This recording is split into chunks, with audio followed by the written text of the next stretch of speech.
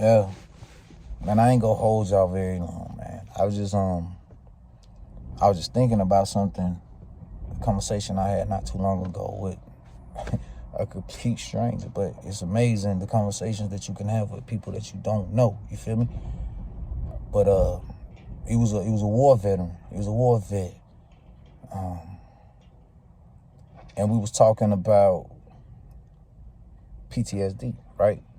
And let's be honest. People who grew up in the urban surroundings, in the urban environments, and I'm not saying just black people, black, Hispanic, white, Asian, whatever. You grew up in situations where it was overpopulated, the workforce was scarce. You know what I'm saying? Situations where you had to be a survivalist. People who grew up in those type of situations, right? How the effects, or should I say,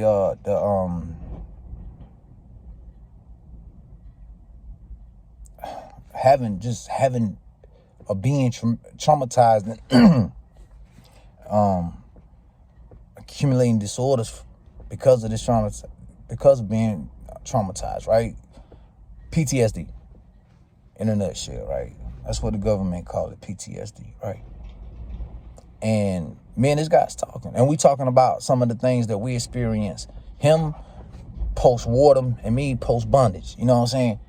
And it's amazing how similar those things are, right? So we get to chopping it up.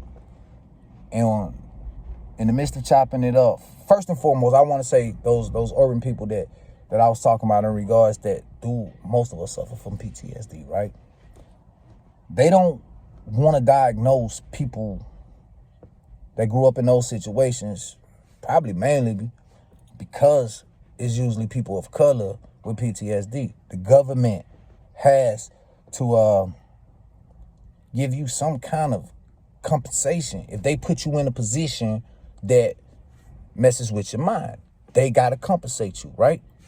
So instead of diagnosing people from those situations and those backgrounds with PTSD, they come with an offshoot called DTD, developmental trauma disorders, but it means, right? PTSD, post-traumatic stress disorder, whatever, right? So, me and this guy chopping it up, and a lot of things that he went through, and you know what I'm saying, a lot of things that I went through, and a lot of our views are the same in regards to people dealing with situations, you know what I'm saying, morals, principles, you know what I'm saying. We shared a lot of the same views, and we was talking about traumatic situations, right? And let's be clear, when I talk about trauma in reference to prison, man, I ain't talking about being traumatized about being around no niggas or dealing with no funk or no punk ass guards, none of that shit. Like, come on, man. Like, I spent most of my life in situations where I was surrounded by people who probably grew up together or been with each other for majority of their lives or all of their lives or a whole lot of time, and I was by myself. So that situation didn't shake me. I ain't like, whatever, nigga, this is life, right? But on the same token, there are things that are traumatizing about prison. And there was one particular situation, and I ain't gonna say the man's name because of sickness. Yeah, he was at that time living with, and I don't even know. I ain't talked to Buddy since he got out, so the man could be, you know what I'm saying. But when I was in the feds, I was on that bullshit. I had an old head that used to, you know what I'm saying, be in my ear and you know what I'm saying, kind of keep me calm, but or keep me out of shit. But for the most part, I was pissed off at the world.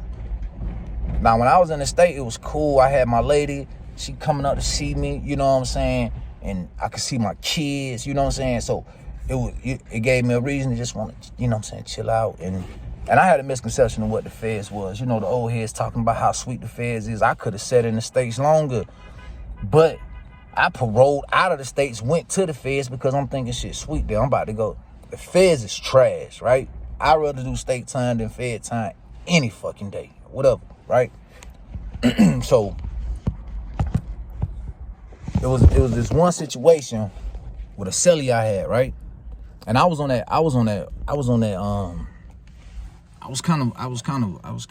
a bear in the federal prison. Like I said, I was pissed off. So motherfuckers didn't want to be in the cell with me because I was like on the verge of jumping on a motherfucker. Like, and I ain't saying on the verge like motherfucker got them getting back at me and I back now. Like motherfucker just like, man, all right, man, I don't want no smoke.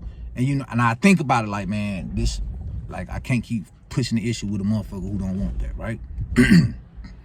So, you know what I'm saying? The guards will even come to me before, if a bus came in, right? And a motherfucker came in off that bus and his people or his homies or whatever it may be didn't have no space for him. Before they come and place him in my room, the guards would come up and ask me like, hey, Demetri, man, you know, we got somebody come in, his people ain't got nowhere for him. You mind we put him in your cell? Let me holler at him. I want to see who this motherfucker is before you put him in my cell, because I know me. At that time, I was on some aggressive shit. I was full of aggression, right? So, you know, long story short, they put this one guy in my cell in particular, right? And he was a cool dude, funny as shit, you know what I'm saying, hood nigga, you know what I'm saying? He wasn't no hoe, you know what I'm saying? But at the same time, he wasn't the type of motherfucker that, you know what I'm saying, run around on that rah-rah shit. He spending his time, he laughing and joking and shit, you know what I'm saying, enjoying the moment. Got to. When you're in prison, you got to learn to enjoy the moment, right? So, I would get up in the morning, go get my coffee and shit. You know what I'm saying? I had got used to, I was doing my beading and shit. You know, that was my little hustle. I'm making beaded jewelry or whatever. Got the shit jumping. I got niggas in the joint, goddamn, walking around like they got big ass gold chains on and big, you know what I'm saying? I had got pretty fire with this shit, right? So I would notice shawty would goddamn, soon as I break the stairway, shawty throwing the curtain up. And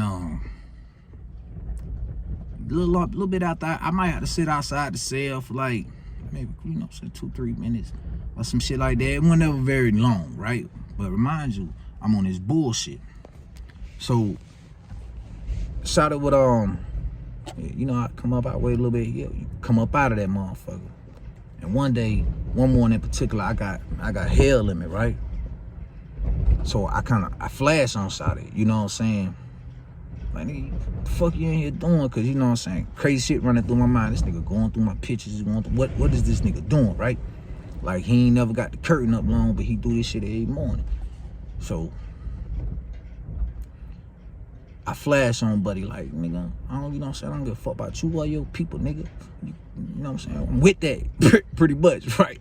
So goddamn, cuz came into the room, you know what I'm saying, cuz crying. Cuz was crying, right? And cuz told me, cuz said, me, man, I ain't trying to disrespect you, man. He said, man, I got AIDS. He said, every morning I get up like that, man, I use the bathroom. He said, I gotta use the bathroom a lot. And the shit fucked me up, man, that, you know what I'm saying, this grown ass man sitting here crying. You know what I'm saying?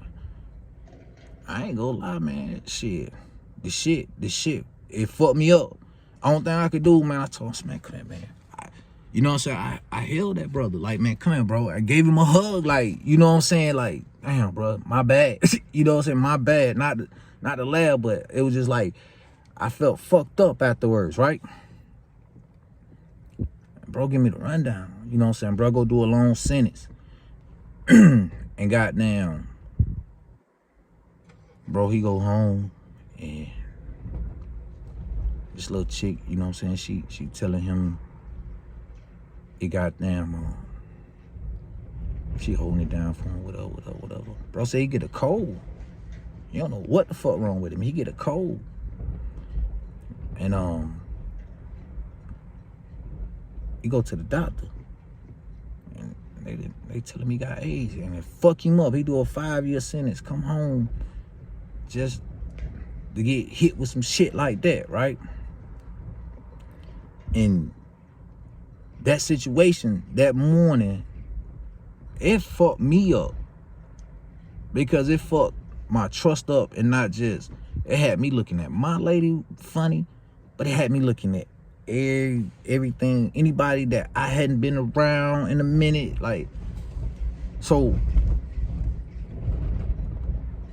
all in all, man, a lot of people focus on their image, what they wear, or how they look. So they working out, they losing weight, and they neglect their mind. You got to keep your mind tight. You feel me? Because, you know, your body go fail you. Fashion change. But we all know that old lady or that old man, old as hell, 80, 90 years old, still sharp as a tack. You feel me? Love being around them. Keep your mind tight.